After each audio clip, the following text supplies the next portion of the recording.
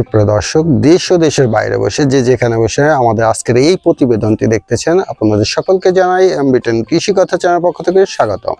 প্রিয় দর্শক, আজকে আমি চলে আসছি পিরোজপুর জেলা কাউখালী থানার পূর্ব আমরাজুরি গ্রামে হরলাল সরকারের বাণিজ্যিক গরুর খামারে। আর হরলাল দার কাছ থেকে আমরা জানার চেষ্টা করব গরু পালন পদ্ধতি, আয় ব্যয়, সুবিধা অসুবিধা সহ টুকিটাকি সকল বিষয়। আর এই পুরো প্রতিবেদন জুড়ে আপনাদের সাথে আছি আমি মানিক বিশ্বাস, ক্যামেরায় রয়েছে গৌরব বলি।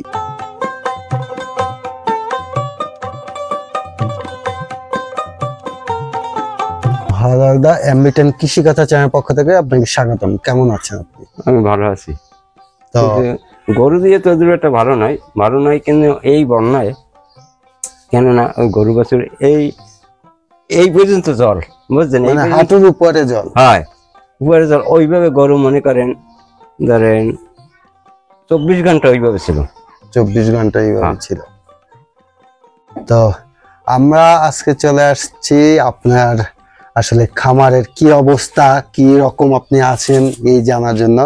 তো আমরা আপনার খামার আসলে শুরু করেছিলেন কতদিন আগে? ধরেন এই 35 বছর। 35 বছর ধরে গরুর খামার করেছেন। তো এখন এই মুহূর্তে আপনার তো দুধের গরুর খামার নাকি? তো এখন খামারে কতগুলা গাভী রয়েছে? 10টা আছে না? 10টা আছে এই মুহূর্তে। দুধ দিচ্ছে কতটায়? দুধ 70 কেজি দিতে আছে। 70 কেজি। কতটায় 70 কেজি পাচ্ছেন? এটা তো কোনো লাগবে, দুধ তো আর আমি দোয়াই না, বুঝলেন না? ও, আপনি দুধ দোয়ান না? দুধ দোয়ায় কে? ওই ঘরে জানে যায়, ঘরের জন্য, মানে বৌদি দোয়ায়। এর জন্য আপনি আসলে সঠিকভাবে জানেন না যে কয়টা গরু আপনার খামারে দুধ দিচ্ছে।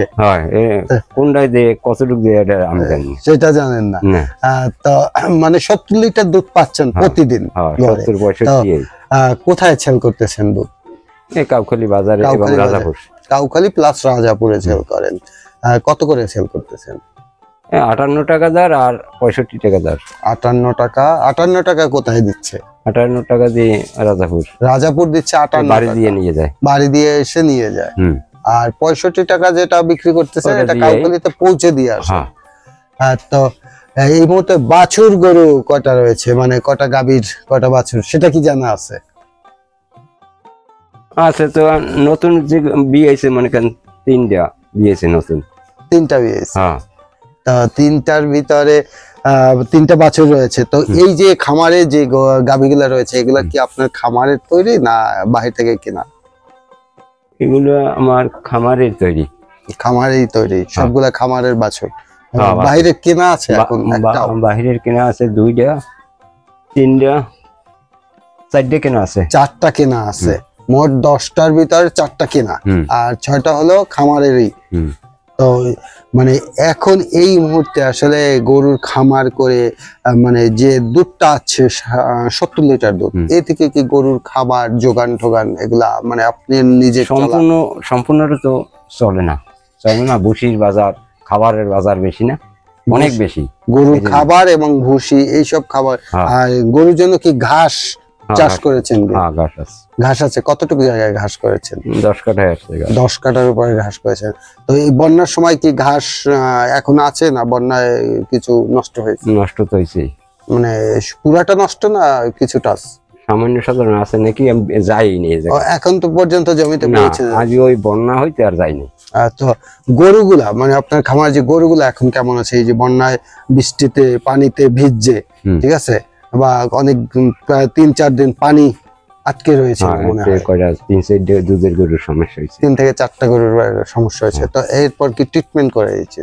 ট্রিটমেন্ট করছি মোটামুটি আর কি। ট্রিটমেন্ট করেছেন, এখন মোটামুটি ভালো হয়েছে। তো বিদ্যুৎ কদিন ছিল না? বিদ্যুৎ ছিল না তো মনে করেন সোমবারের আগে হইতে রবিবার হইতে ছিল না। মানে কদিন পাননি বিদ্যুৎ? রবিবার। আজকে কি বার? আজকে হলো শুক্রবার। রবিবার 8, 9, 10, 11, 12 দিন। 12 দিন বিদ্যুৎ ছিল না। তা 12 দিন গরুকে মানে গোসল করাতে পারেননি, মানে খামার পরিষ্কার করতে পারেননি, এ ধরনের বিশাল সমস্যা ছিল। তো মানে বন্যার ভিতরে যে বন্যায় মানে আপনার খামার ভিতরে পানি ছিল কতটুকু? পানি ছিল মনে করেন 3 ফুট তো ছিল। 3 ফুটের মতো ছিল। হুম। তো ওই 3 ফুটে ওই কয়দিন কিভাবে কি গরুর দুধটা কিভাবে দোহালেন? গরুর দুধ তো মনে করেন ওই বাছুর ছাড়া যেটুকু দোয়াইতে পারছি ওইটুকুই দোয়াইছি, আর তা বাছুর ছাড়িয়ে দিছি। আর তো বাছুর ছাইড়া দিয়েছেন, বাছুরে যেভাবে খেয়ে নিতে পারছে। হ্যাঁ। তো এখন বিদ্যুৎ তো চলে আসছে, হ্যাঁ। পানির সমস্যাটা হয়েছে, গরুকে আসলে চিকিৎসা দিতে পেরেছেন। হ্যাঁ। তো এখন মোটামুটি আপনার কেমন মানে চলতেছে? যে আমাদের তো চলতেছে, আমাদের তো এই লাইনে উঠতে পারিনি এখন পর্যন্ত লাইনে না, আসতে না। পারেনি। লাইনে উঠতে পারিনি। আরো ধরেন বিকেলে দুধটা আছে, মানে মনে করেন 30 কেজি দুধ আছে বিকেলে, বিকালে 30 লিটার দুধ লাগে, এই দুধটা আমাদের তো পাই না। এখন পর্যন্ত পাননি না। তো এখন যখন বিদ্যুৎ আসছে বা মানে আবহাওয়া ভালো হয়ে গেছে, তো এখন আস্তে আশা আস্তে করি ভালো হবে। আস্তে আস্তে সবগুলো আগের মতো করে চলে আসবে।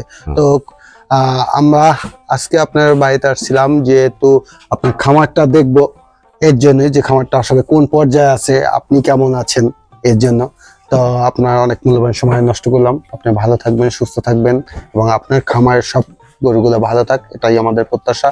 প্রিয় দর্শক, এই ভিডিওটা এই পর্যন্ত, দেখা হচ্ছে আবার নতুন কোনো ভিডিওতে।